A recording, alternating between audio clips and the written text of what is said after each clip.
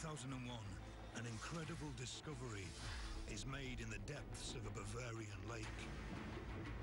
Everybody who's in contact with this cauldron, he's like mesmerized, you know. You can feel its power. It would mark the beginning of an unbelievable tale of intrigue and shady deals. Somebody said, we found the Holy Grail and tried to make billions. It must be a big story. Could the cauldron unlock one of the greatest mysteries of the Nazis? This thing has some kind of magic. Whether white or black, one can't really be sure. And reveal a secret obsession with the occult. The whole idea is surrounded by fantasy and mythology. To find out, we journey inside a dark fortress at the heart of the Nazi regime. We have not begun to get to the bottom of what really went on there. The Nazi Temple of Doom.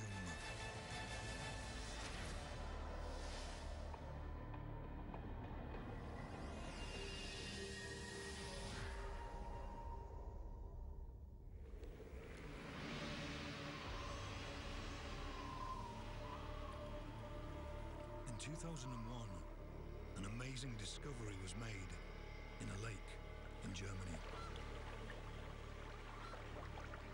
In my point of view, it was really one of the greatest mysteries we ever had in this region here in southern Bavaria.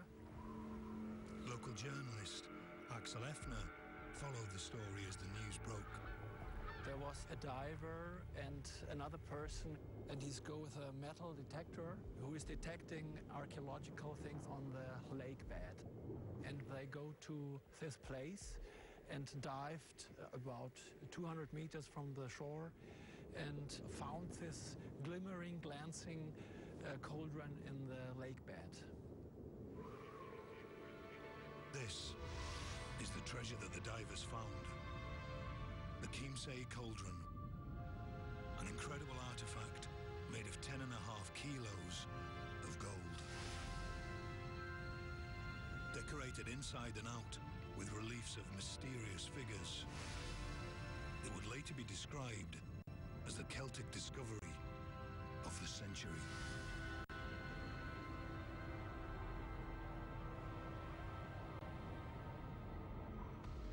Writer Andrew Goff was intrigued by the story of this Grail-like find and began his own quest to uncover the truth behind its secret history. The entire story about the cauldron and its discovery has been fraught with suspicion. Were they looking for it intentionally, or was it an accident? Perhaps he heard from some historical sources that there could be a treasure in the lake bed. And the people of this place, they told that after the end of World War, there was divers who were looking for something. And perhaps the cauldron could be put there by secret army of the Nazis.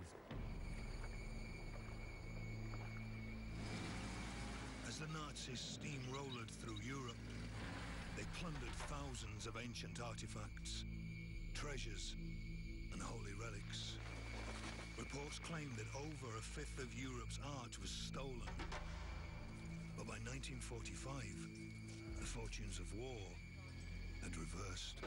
The Nazi regime's days are numbered, and it's absolute chaos.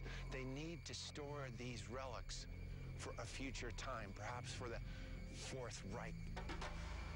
So this means hiding objects in caves and even depositing objects such as a cauldron in a lake.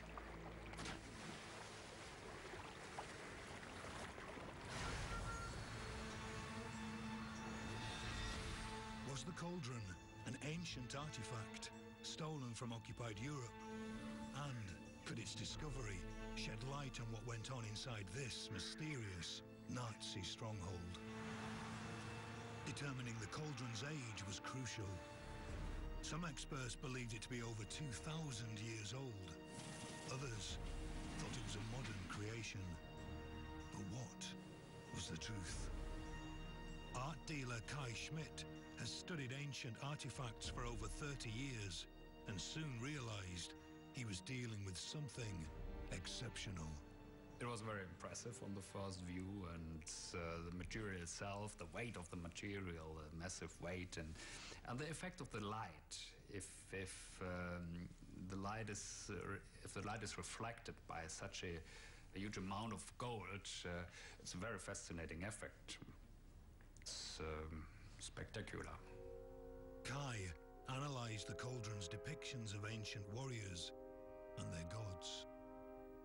I think the whole scenery is something religious. Sacrificing scenes which are connected with the afterlife. It was clear to me that whoever made it was very closely involved or had a very good knowledge about the Celtic culture. The cauldron refused to give up the secrets of its age, leaving archaeologists and academics mystified.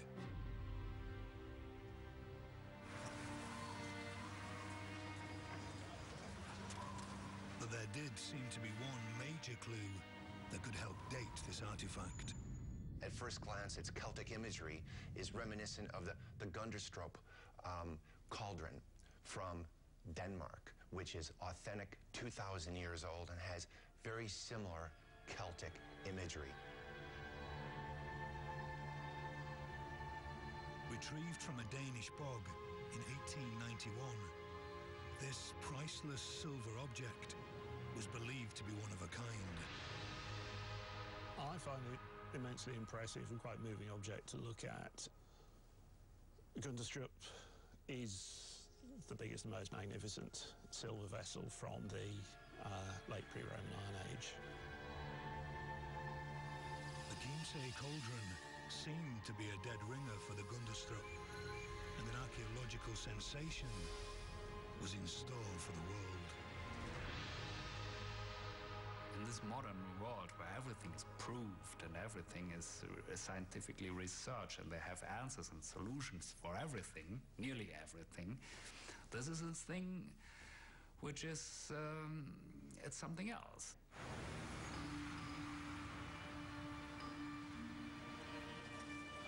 In the shady underworld of antiquities traders and their middlemen, deals were struck.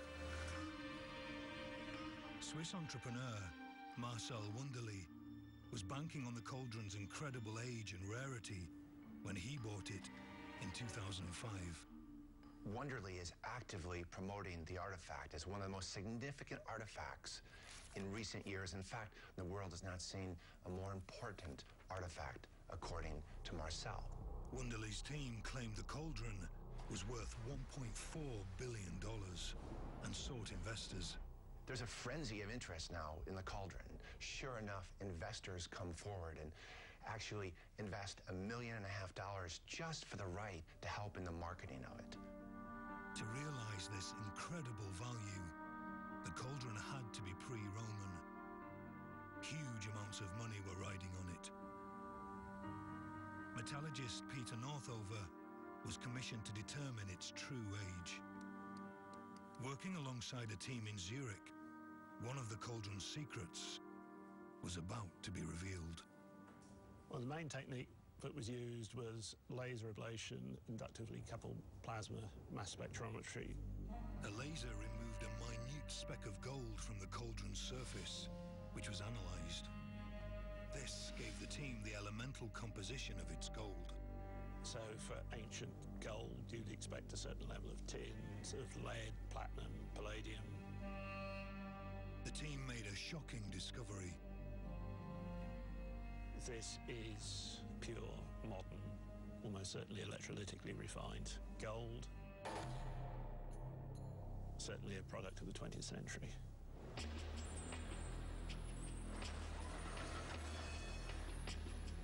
In Switzerland, Wunderlich was indicted for fraud and sentenced to 3 years in prison.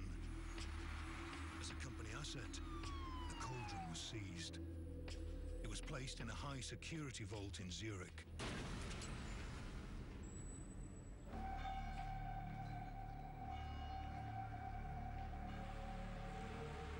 If the cauldron wasn't made by an ancient hand, then who did make it, and why?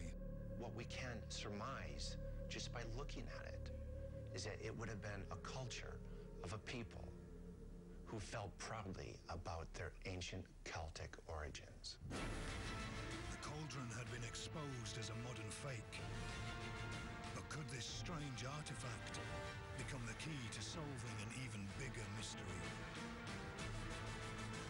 Had it been made by an organization that was notorious for its obsession with ancient mythology and the occult?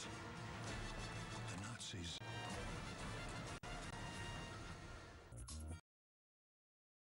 This cauldron, adorned with religious imagery, could offer some insight into the Nazis and their strange beliefs.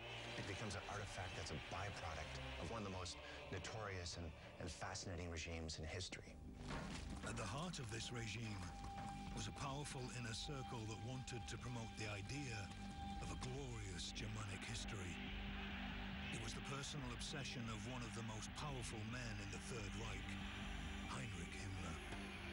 As a Nazi, Heinrich Himmler was extremely effective, one of the most effective political operators in the Third Reich. He was brought up by his father on stories of Norse mythology and Teutonic myth.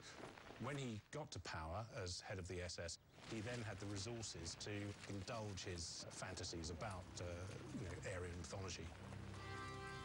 Himmler had his own New Age guru, a historical advisor called Karl Maria Willigut. He claimed to be a warlock and the direct descendant of a line of god kings. He was an habitué of various Nordic mythology societies. He was also an alcoholic. He was a schizophrenic who'd been effectively sectioned in the 1920s, and he claimed to be able to channel his ancestors, so quite a strange man. Using occult advisors like Willigut as inspiration, Himmler began to formulate his new ideology for the Nazis. He aimed to promote a racially pure society devoted to German greatness and its ancient past.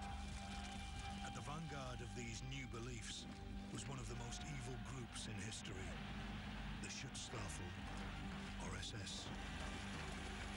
The SS saw itself as an elitist organization, so the men who really were committed to the Nazi cause. While Himmler's main task, from his point of view, was to develop something like a corporate identity for this organization. Himmler needed a base for his beloved SS.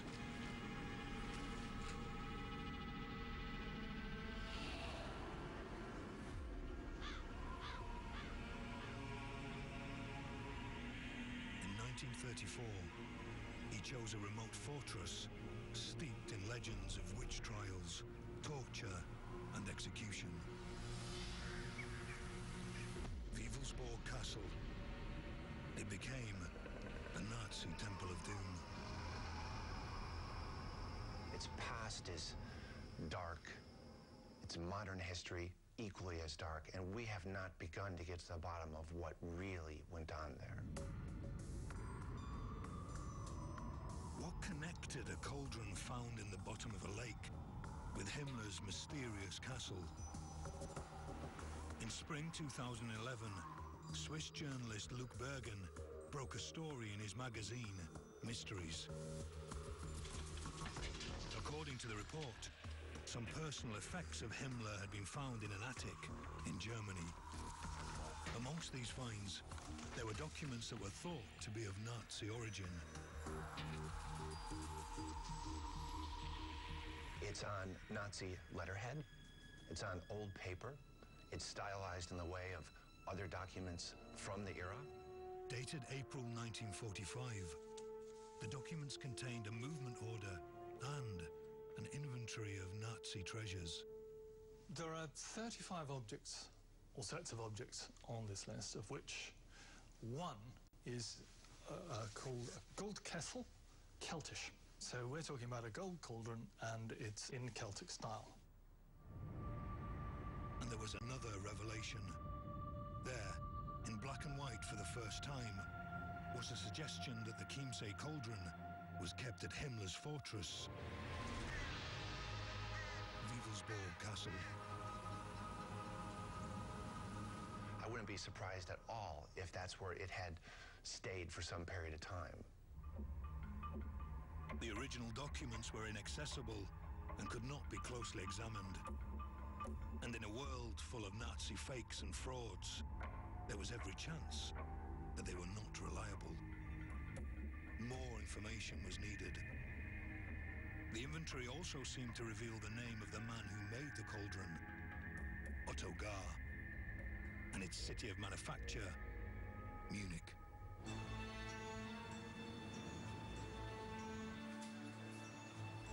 Andrew Goff travelled to the Bavarian capital to see if the facts on the documents stood up to scrutiny.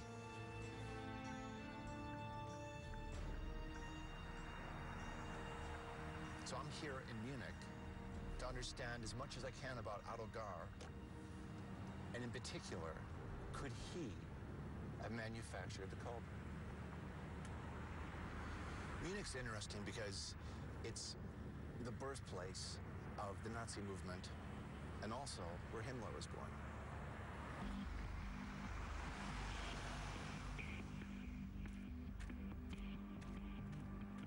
Haydn is a well-established, family-run jeweler in the center of the city. German journalists suggested that the cauldron was made at their workshops in the 20s or 30s. It's something that Max Haydn had been looking into. He was certain that the cauldron was made by Otto Gar, the man whose name appeared on the inventory.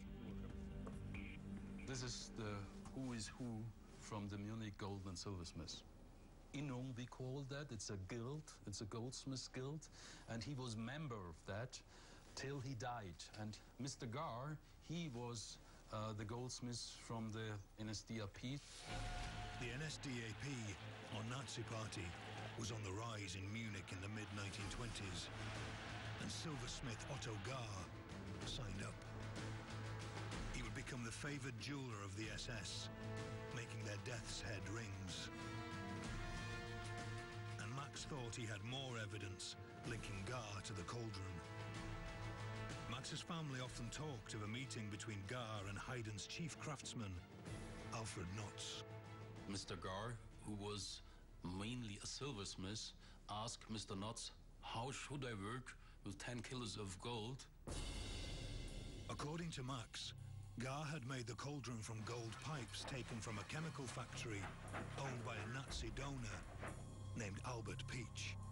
For me, it's clear that Mr. Peach has the possibility to take 10 kilos of gold to set a piece for the Chiemsee Kessel. Otto Gar could have been the natural choice to transform Peach's gold into a cauldron.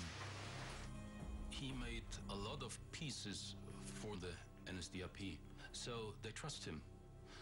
That means to give him a big work, it's natural that they won't go to the Haydn family. They will go to Otto Gar. But why would Otto Gar have made the cauldron for Albert Peach? Peach had made generous donations to Hitler as he bullied his way to power. Could the cauldron have been another gift to the Nazis?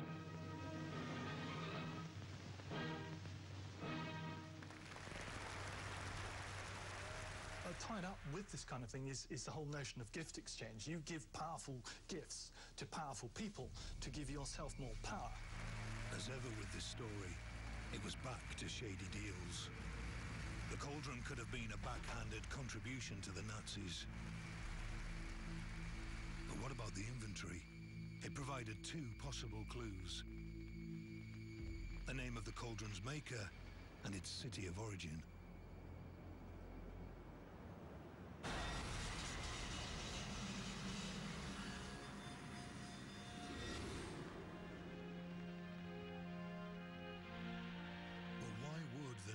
Party create a fake Celtic cauldron. In 1929, the SS had less than 300 members. By the end of 1939, they had over 200,000 true believers. Himmler needed a new religion for his rapidly growing army of Black Knights. In Himmler's worldview, he saw Christianity as something which was created by Jews in order to weaken the Germanic Aryan superior people. Himmler thought the principle of Christian mercy had no place in the uncompromising and cruel belief system of the SS. He wanted to resurrect the lost religions of a pre-Christian Germany. To underpin these beliefs, he needed to validate the idea of the Germans as an ancient race. The Chiemsee cauldron fits very neatly. I mean, don't forget, one of the things you're going to need if you're going to be developing this sort of new cod religion of you know, reaching for the stars and all that, you're going to need a liturgy, and you're going to need liturgical objects. Himmler, Willigut, and other high-ranking SS officers were looking to rewrite German history to suit their own needs. In 1935, Himmler set up a think tank called the Ahnenerbe. He used the Ahnenerbe organization to collect evidence for an alternative history in which the Germanic people played a central role, and he tried to combine academic efforts with mystical ideas. This Society for Ancestral Research would produce their own publications and films, detailing their findings from expeditions to far-flung locations like Iceland and Tibet. They go all over the world in search of proof of the ancient Nordic and Aryan heritage of the German people. Himmler's obsession with an ancient Germanic past could even have influenced the location for the new SS center at Wewelsburg. It's thought his mystical advisor Willigut recommended the castle because of the surrounding area's significance in German history and folklore. The region in and around Wewelsburg is just steeped in Germanic history. It's the land of heroes. But there was something else that drew Himmler here.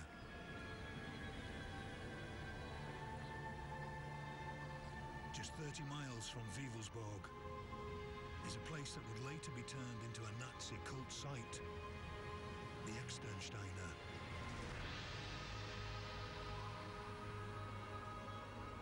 The Externsteiner has temples that are, again, pagan. It has rock drawings and carvings that go back almost 1,000 years that portray Irminsuls, one of the very most revered symbols of the ancient Germanic people. The Irminsul is the great holy tree or pillar of pagan Germany. Willigut thought that this sacred site could provide evidence that would tie Germany to more ancient and important roots. In the early 1930s, a team of archaeologists began excavations to investigate the Externsteiner's history and prehistory for proof.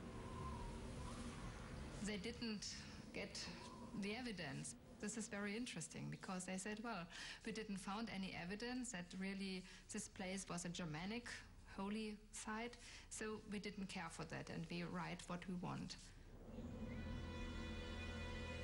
At Wewelsburg, prehistorians, genealogists and scientists were drafted in to help support Himmler's vision.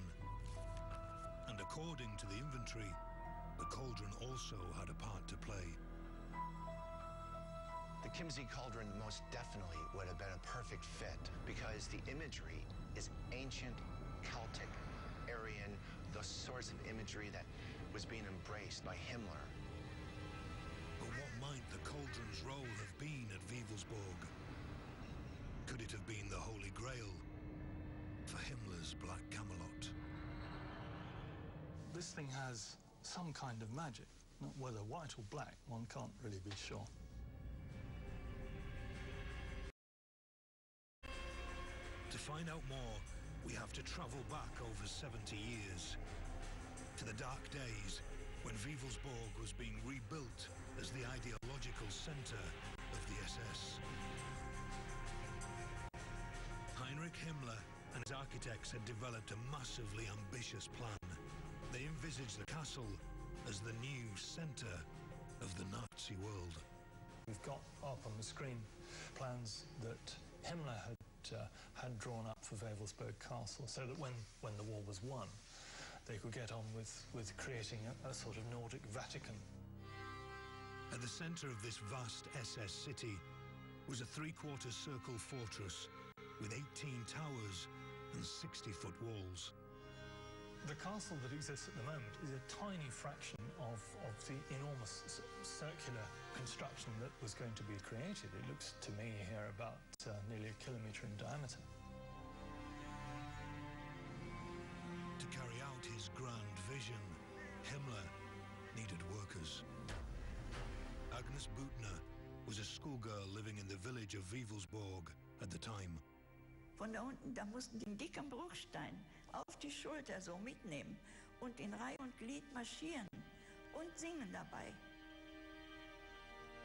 Und dann kamen aber immer 2 Wachsoldaten mit Hunden mit. Ne? Und wir durften denen auch kein Butterbrot geben, aber man hat es ja doch heimlich gemacht. So, ne? Ja, das durften sie dann schon, ne? Also das vergesse ich heute nicht. A concentration camp was built to house these slave labourers. They endured a nightmare existence to bring Himmler's fantasy to life. Nearly 1,300 died.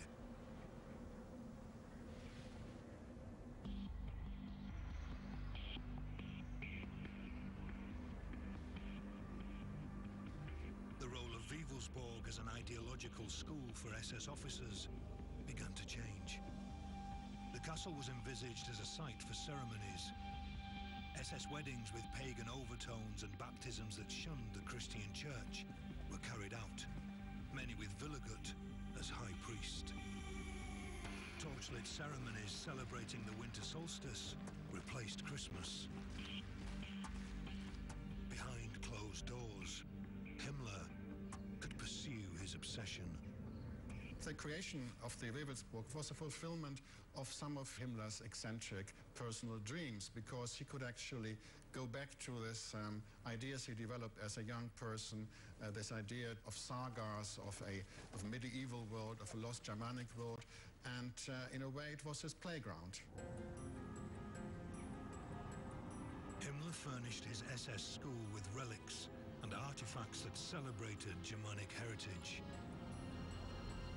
Himmler used the castle as a kind of collection place for the treasure he got from the occupied regions during the war. And he had got a lot of paintings here, tapestries, carpets. It was, yeah, a kind of treasury room for him. The Reichsfuhrer wasn't the only Nazi appropriating art and antiquities.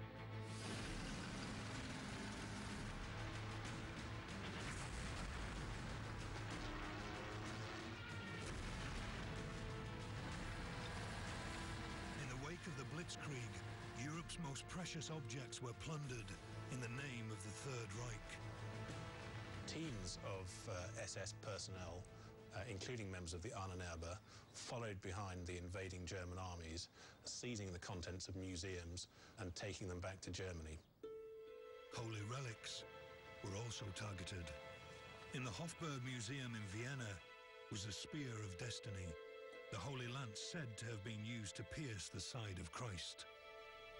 And one of the things that interested the Nazis in the Spear of Destiny was its ancient heritage, that any ruler who is in possession of the spear will be looked kindly upon by the gods.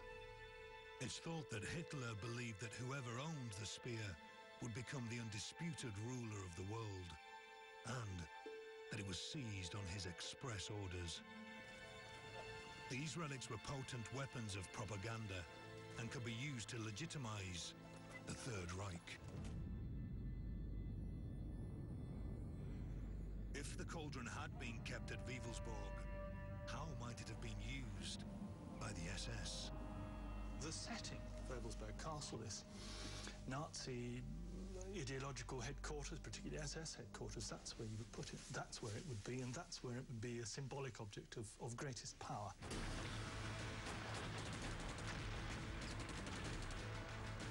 1941, the SS, Himmler's loyal knightly order, was taking over the world. Himmler was now in a position where he could turn Wewelsburg into whatever he wanted. Himmler was trying to create this idea of a sort of knightly order, a bit like the Knights Templar or the Teuton Order. He wanted the SS to have that same idea guiding them.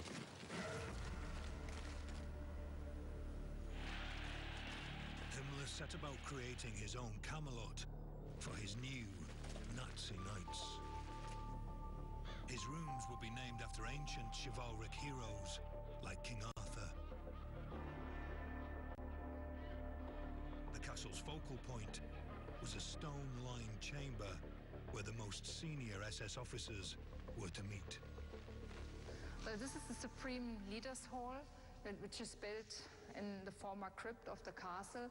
It is built in a kind of medieval architecture. You have got 12 columns here in this room.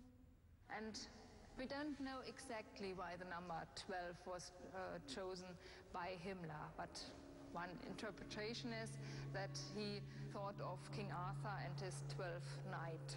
And he wanted to use this room to meet his highest SS men. There's even some speculation that he installed an oaken round table for these meetings. But it seems Himmler's obsession with Arthurian legend didn't end with this room. He began his own quest for the Holy Grail, the cup used by Christ at the Last Supper, said to possess miraculous powers. Himmler was obsessed about the Grail because he believed it would just validate the ancient Germanic origins of his people. He enlisted Otto Rahn, an Indiana Jones-style archaeologist, into the SS. Rahn would scour the Pyrenees for the Holy Chalice, but returned to Himmler empty-handed. Could the pagan-style Chiemsee cauldron have been a substitute Grail? You don't make an object like that without having some sort of public purpose for it. It's a symbol of power. You're not going to keep it on the sideboard at home. It's going to be part of a display. I think it became a central part of some kind of series of semi-public or secret, but certainly mass rituals of one kind or another. Himmler clearly wanted to immortalize his place in history. He decided to build a crypt at his Camelot. Some claim that this is where Himmler and his most faithful 12 knights would be interred. This is the land of the dead. Well, this is the crypt. Above you have got the swastika symbol. So it was a very important room for the SS. And it should have been used for honoring death SS men. Well, we think that there you can see in the middle of the floor 2 gas pipes. It's thought that these pipes would fuel an eternal flame, and that the death's head rings of fallen SS men, designed by Otto Gar, would be enshrined here. If the work had been completed, the crypt might have become a site for remembrance. We can have only speculations about what should have happened here. Historian Peter Longerich has written extensively about Himmler and what went on at Wewelsburg. He knows separating fact from fiction is no easy task. I think the idea is popular that behind the history of the SS there is a secret history, that they had their secret cults, their rituals, a secret code, and one can actually decipher this culture and actually find access to an alternative, a new history of the SS. After the war, the full extent of the SS obsession with the occult came to light. Rumors of satanic rituals and even human sacrifice at Wewelsburg ran rife. But historians continue to reject these claims. The occult theories that the Nazis indulged themselves with can seem silly and almost sort of laughable. The reality is that they were being used to underpin the policies that led to the extermination of the Jews and which led to the persecution of gypsies and Slavs and you know, the disabled and so on within Germany. So they are deadly serious.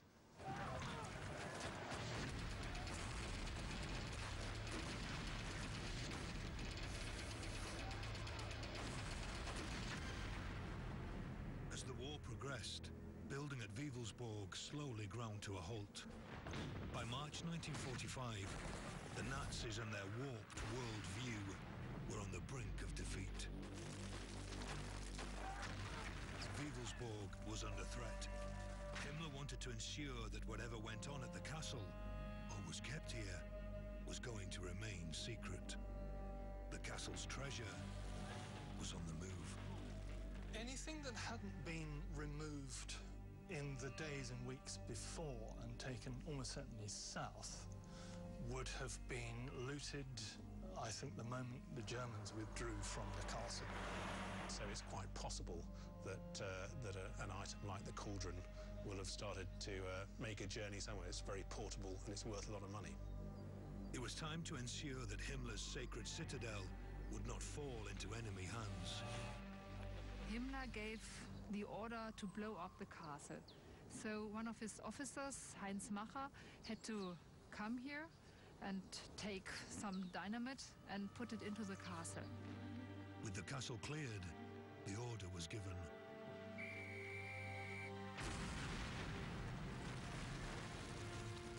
Limited by a lack of explosives, the SS only blew up the southeast tower. They resorted to torching the fortress. When the US 3rd Infantry Division seized the grounds, Wewelsburg was gutted. Macher had been ordered to bury the 9,000 death's head rings kept here. These were never found, and nor was the cauldron. So we know some facts around the cauldron, but what still remains a mystery is how and why did it end up in a lake in Bavaria?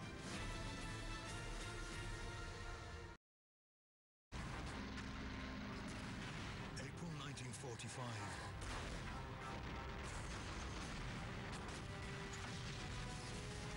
Final victory for the Allies in Europe was in sight.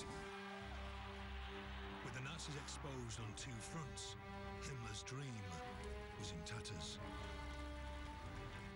The Russians are coming into Germany from the east, the British, Americans and French are coming in from the west. Germany is in a state of more or less complete collapse. The treasures that had been kept inside Nazi strongholds over the last 6 years of war were on the move. Some were being secreted away, others were being used to buy freedom. Heading south, some die-hard Nazis were planning to make their last stand. Himmler and others are from this area, so this is where they were heading for. And at the same time, all the secrets were heading that way too. They were either being chucked into mine shafts, hidden in salt mines, thrown into lakes. So you had a lot of stuff ending up here, and of course an awful lot of gold and silver and treasure and objects. The fate of the cauldron could shed some light on what happened to all Nazi treasure at the end of the war. So how did it end up in the bottom of the lake?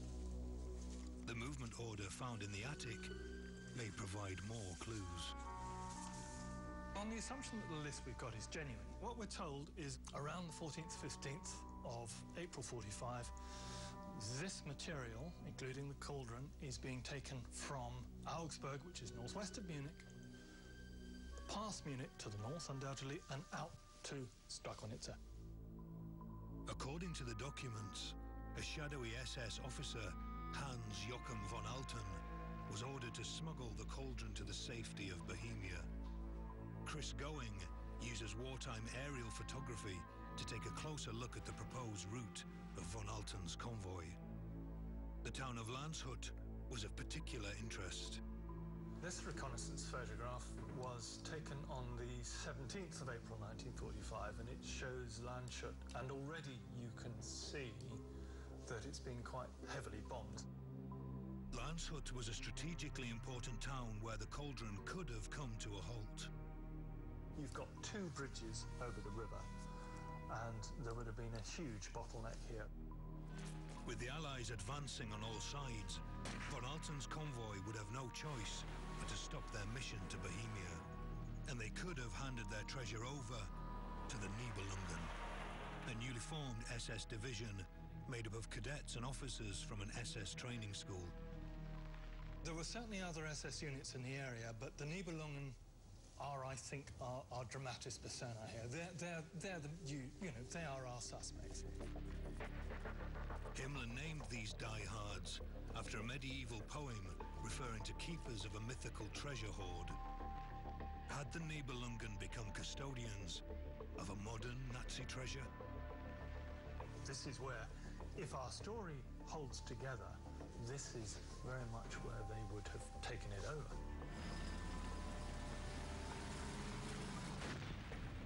As the Allies advanced, the Nibelungen would have joined the enormous retreat south towards the Alps, where many hoped to make their last stand. On the 2nd of May 1945, the shattered remnants of this division were close to the shores of the lake where the cauldron was found nearly 60 years later. Had they thrown it into the dark waters, denying their enemies possession of their sacred grail? And don't forget, within the Nibelungen division were true believers. And I think they would have had stewardship of this object, and some of them would have decided to put it beyond human reach. They weren't interested in the value of the object, they were interested in its symbolic purpose, and that's why it ended up in the lake. The Nazis had finally been defeated, along with the ideas of Germanic supremacy that Himmler had preached at his Temple of Doom.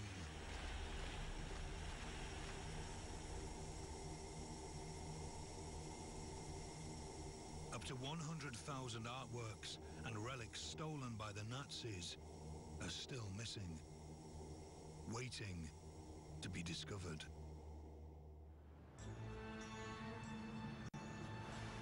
In this story of deceit, secrecy and speculation, not much is certain, but in its 10 years in the limelight, the cauldron may have finally revealed some of its secrets. We know that it was the kind of artifact that would have been the perfect gift to the Nazis. If they received such a gift, it would have made sense to be in Wewelsburg. We also know that on May 2nd, 1945, the Nibelungen were cornered in Chiemsee. For now, this sometimes compelling circumstantial evidence is all we have to go on. The documents found in the attic remain unavailable, and no historians or scientists can get their hands on the cauldron for further analysis. In Zurich, its last known custodians, the administrators of Marshal Wunderli's bankrupt company, keep it in a high security vault. Does the cauldron even still exist? If it's been melted down, it's been sold, and people are making jewellery out of it, and people could be wearing bits of the Chiemsee cauldron as we speak. You know, it's now sort of gone into eclipse. It's having its moment in a box. You know, it may come out again. We don't know, but at present it's hidden from view, as it was for 50 years since the war. Maybe the cauldron will emerge into the light again to offer definitive answers to this enduring enigma. It may remain a mystery forever. Who knows? And that's fascinating. There are not many things like that in this world nowadays.